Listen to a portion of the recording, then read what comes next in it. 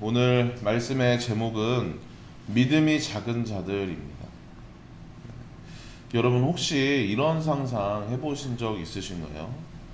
내가 예수님과 동행하고 있는 그 제자들, 그 중에 한 명이라면 어떨까 하는 그런 상상 해보신 적 없으십니까?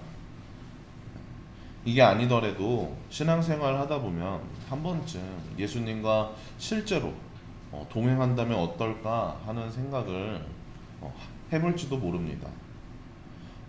물론 예수님은 지금도 살아계셔서 우리와 함께 하십니다. 그리고 언제나 우리와 동행하고 계십니다. 근데 그 동행 말고 우리가 실제로, 그러니까 예수님을 실제로 눈으로 확인할 수도 있고 손으로 만질 수도 있는 그 생육하신 예수님, 생육신하신 예수님, 그 예수님과 함께하는 그런 상상 해보신 적 없으십니까? 네. 만약에 그렇게 살아간다면, 그렇게 예수님과 동행한다면, 생육신하신 예수님을 눈으로 직접 본다면 행복하지 않을까요? 매일마다 예수님의 가르침을 직접 들을 수 있고, 예수님과 함께 다니면서 눈앞에 그 놀라운 기적들, 눈앞에서 볼 수 있고요. 게다가 굶어 죽을 걱정도 없습니다. 5천 명을 먹이신 분이신데 그런 예수님과 함께라면 매일매일이 참 행복할 것 같습니다. 어떠십니까? 예수님과 동행했던 그 제자들처럼 그런 삶을 살고 싶으시죠? 네. 그렇게 그러고 싶다고 대답하신 분들은 좀 다시 한번 생각해 보시는 게 좋습니다. 왜냐하면 오늘 본문 이전까지만 본다면 그런 상상을 하면서 제자들의 삶이 부러울 수가 있는데요. 예수님의 산상수훈을 직접 듣는다는 게, 그 기적들을 눈앞에서 직접 그것을 경험하고 체험한다는 게 보통 일이 아니잖아요. 하지만 오늘 본문을 본다면 예수님과 함께 했던 그 제자들의 삶이 참 고단했겠구나, 참 고달픈 삶이구나, 이렇게 싶은 생각이 드실 겁니다. 그리고 만약 제가 그 제자들 중 하나라면, 제가 그 자리에 있었다면 이런 생각을 했을 것 같습니다. 예수님은 어쩌면 내가 생각하는 그런 분이 아닐 수도 있겠다, 그런 생각을 했을 것 같습니다. 오늘 본문에서 예수님은 제자들과 함께 배에 오르십니다. 갈릴리 바다를 건너서 다른 지역으로 가시기 위함인데요. 갈릴리 지역 출신인 제자들은 아마 신이 나기도 하고 또 설레이기도 했을 겁니다. 모험을 떠나는 그런 기분이었겠죠. 그렇게 배에 올랐습니다. 근데 그렇게 좋은 때는 잠깐입니다. 바다가 심상치 않더니 순식간에 파도가 배를 덮치고 또 배에 탄 이들을 위협합니다. 제자들은 생사를 보장할 수 없는 그런 위기의 상황에 놓이게 되었습니다. 제가 이 주문진에 살게 되면서 느끼는 건데, 바다가 참 희한하더라고요. 어떤 때는 막 파도가 집어삼킬 듯이 그렇게 치다가도 또 언제 그랬냐는 듯이 고요하고 잠잠해집니다. 제가 이렇게 새벽 예배 차량 운행 끝나고 들어가는 길에 이렇게 해안도로로 들어가거든요. 그렇게 바다를 보면서 가는데 어떤 때는 보면 파도가 서서히 뭐 이렇게 하루씩 점점 거세지다가도 또 어느 날 보면은 하루새 금세 이렇게 돌변하기도 하고, 그렇게 참 종잡을 수가 없더라고요. 이런 걸 예측 불허라고 하죠. 지금 기술로 어느 정도까지 그것들을 예측하고 알 수 있는지, 그게 어디까지 가능한지 모르지만 바다를 보면서 참 종잡을 수 없구나, 참 희한하다, 그런 생각을 했습니다. 이렇게 종잡을 수 없는 바다, 게다가 제자들의 다수는 이 바다를 잘 아는, 이 물이 얼마나 무서운지 몸소 경험해온 이들이지 않습니까? 평생을 어부로 살면서 물이 익숙해진 만큼 지금 그들이 닥친 상황, 그들이 겪고 있는 이 상황이 목숨이 위험한 상황이라는 걸 너무나도 잘 알고 있을 겁니다. 바다가 익숙한 그 제자들은 그것이 익숙한 만큼 지금 이 상황이 어떻게 이어질지 알기 때문에 그들의 마음은 몹시 답답하고 초조했을 겁니다. 그런데 이것보다, 그런 이 상황보다 더 그들의 마음을 답답하게 하는 그런 모습이 있는데요. 바로 이런 상황에서도 태연하게 잠들어 계신 예수님의 모습입니다. 주님께서 지금 제자들의 두려움에는 아무런 관심이 없으신 듯 배 한쪽에서 이렇게 깊은 잠에 빠져 계십니다. 그런 예수님을 바라보는 제자들의 마음 얼마나 답답하고 또 실망스럽겠습니까? 여러분은 어떠십니까? 주님과 함께하는 그 삶, 주님을 따르는 이 삶이 우리가 그렇게 신앙생활하며 그렇게 결단하고 나아가고 있는데 이것이 마냥 기쁘지만은 않으실 겁니다. 때론 우리의 답답함, 그리고 때론 우리의 그 두려움에 반응하지 않으시는 그 주님께 실망스럽기도 할 겁니다. 이처럼 신앙생활 가운데서 늘 평안하기만, 늘 기쁘기만 한 사람은 없습니다. 누구나 저마다의 풍랑을 만나기 마련이고 누구나 거센 파도를 만나기 마련입니다. 하지만 그럴 때 그렇게 힘겨운 상황에서 우리를 더욱 힘들게 하는 것은 바로 주님의 침묵이죠. 이 상황에서도 태연하게 잠들어 계신 그 주님의 모습이 우리를 힘들게 합니다. 우리가 기독교 방송을 보거나 아니면 다니엘 기도에 그런 걸 보게 되면 그렇게 그런 데서 나오는 극적인 간증들, 모든 고난이, 모든 어려움이 이렇게 그 제때에 잘 해결되면, 그 간증에서 나오는 그것처럼 잘 해결되면 좋겠지만 그러지 않을 때가 사실 우리의 삶에는 그러지 않은 경우가 훨씬 더 많습니다. 그런 우리에게, 그렇게 답답해하고 실망스러워하고 힘들어하는 그런 우리에게 예수님께서는 뭐라고 말씀하시나요? 26절 말씀 한번 다 같이 읽어보도록 하겠습니다. 26절 시작. 예수께서 이르시되 어찌하여 무서워하느냐, 믿음이 작은 자들아 하시고 곧 일어나사 바람과 바다를 꾸짖으시니 아주 잔잔하게 되거늘.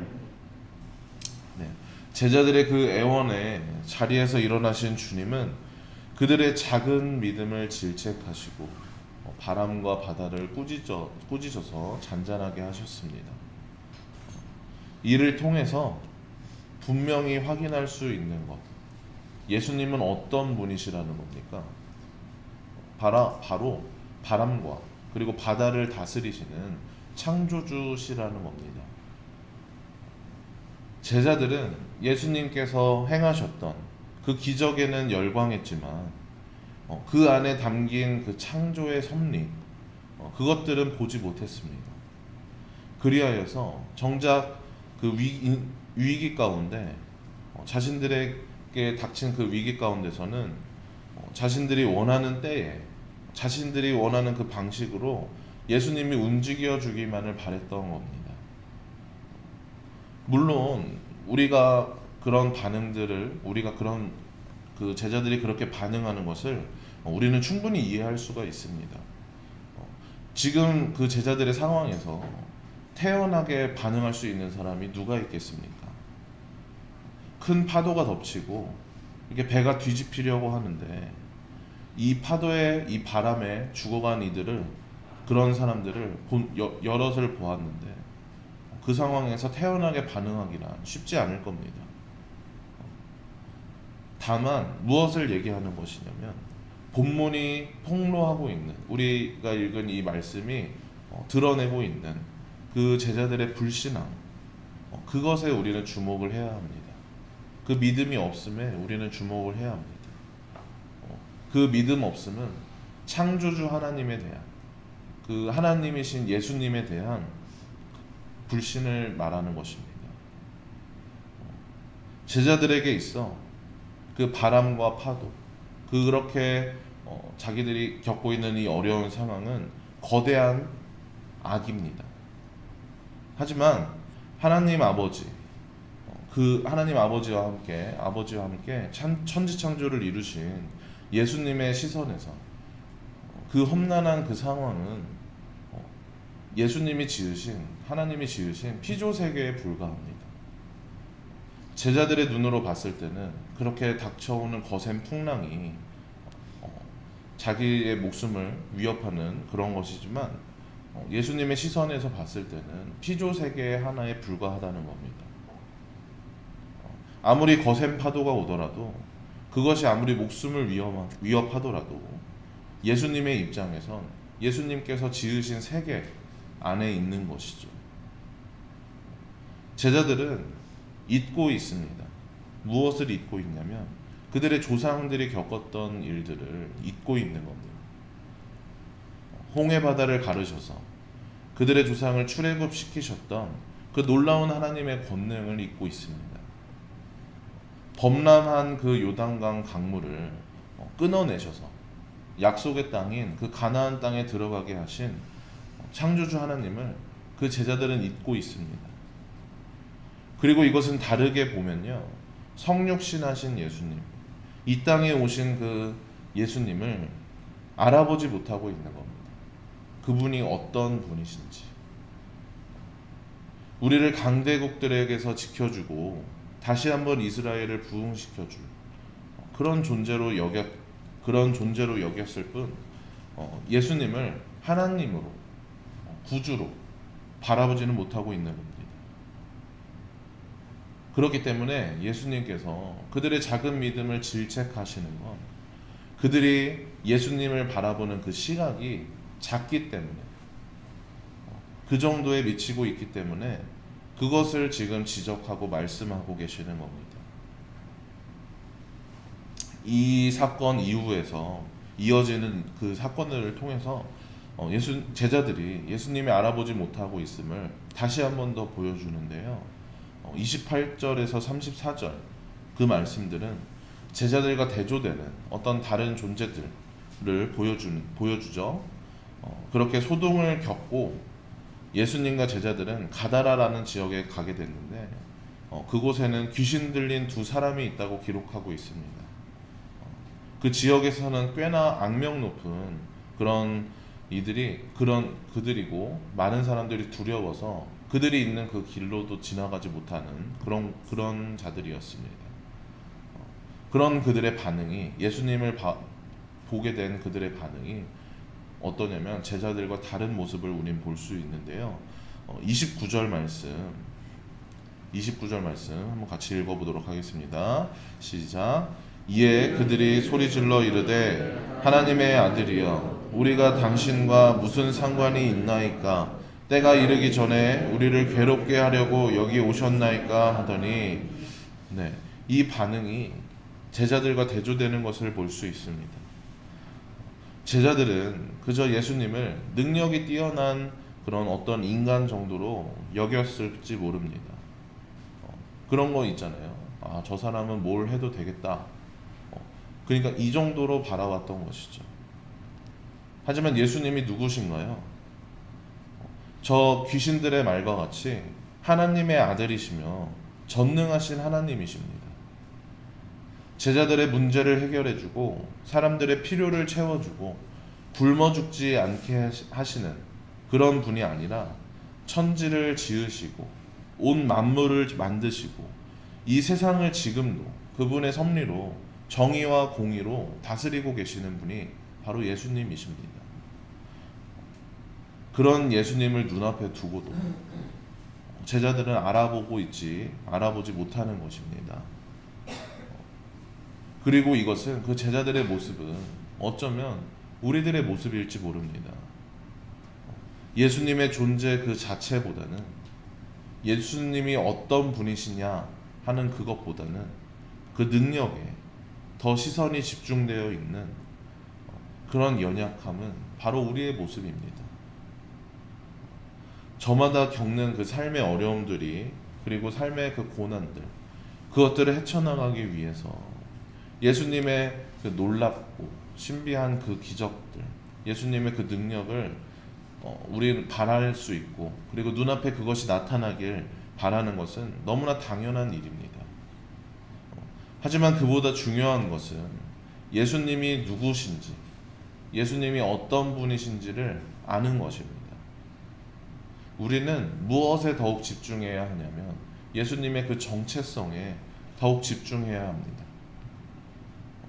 예수님께서 당장 나에게 어떤 이익과 그리고 이득을 주시는지, 나의 헌신에 어떤 식으로 보장하시는지, 나의 결핍과 그 필요와 나의 부족함을 어떻게 채워주시는지를, 그것을 따지기보다는 그분의 존재 그 자체, 그분의 그 정체성을 더욱 알아가야 합니다. 사랑하는 성도 여러분, 우리는 더욱 예수님을 알아가야 됩니다. 예수님이 기록하신 이 말씀, 예수님이 기록된 예수님의 그 행적과 예수님이 나아가신 그 길이 기록된 이 말씀을 통해서 나타내신 그 예수님의 행동들, 이 모든 것들을 통해서 예수님을 알아가고 예수님이 전하셨던 그 하나님의 나라를 우린 알아가야 합니다. 이런 말 들어보신 적 있으신가요? 손가락으로 달을 가리키면 손가락이 가리키는 달을 보아야 하는데 사람들은 손가락에 집중한다. 그런 말 들어보신 적 있으신가요? 예수님의 그 산상수훈 말씀, 그리고 그 놀라운 기적들을 통해서 예수님이 누구인지, 그리고 하나님 나라가 무엇인지 그것을 나타내고 그것을 계시하시고 계시는데, 그 하나님의 나라를 바라보고 그 예수님이 어떤 분이신지를 바라봐야 하는데 사람들은 기적만 바라봅니다. 그리고 듣기 좋은 그 교훈들만 바라봅니다. 이런 어리석음이 우리에게도 있진 않은지 돌아보시길 바랍니다. 특별히 우리는 지금 이 사순절 기간을 보내면서 예수님의 발자취를 따라가고자 하고 있는데, 저는 이것이 그냥 사순절에 치르는 어떤 행사로, 사순절에 이렇게 1년마다 겪는 그런 일들로 그것에 그치지 않았으면 좋겠습니다. 우리가 매일매일을 사순절처럼 살면서 매일매일을 그렇게 예수님의 발자취를 따라서 살아야 되지만 그러지 못하기 때문에 특별히 이 기간 동안 더욱 집중하고자 하는 것이고 더욱 기억하고자 하는 건데, 이 기간만큼이라도 주님께 집중하면서 그 발자취를 따라서 그 발에 집중해야 하는 게 아니라 그 나아가시는 그 길을 바라보면서 그렇게 나아가는 여러분들 되시길 바랍니다.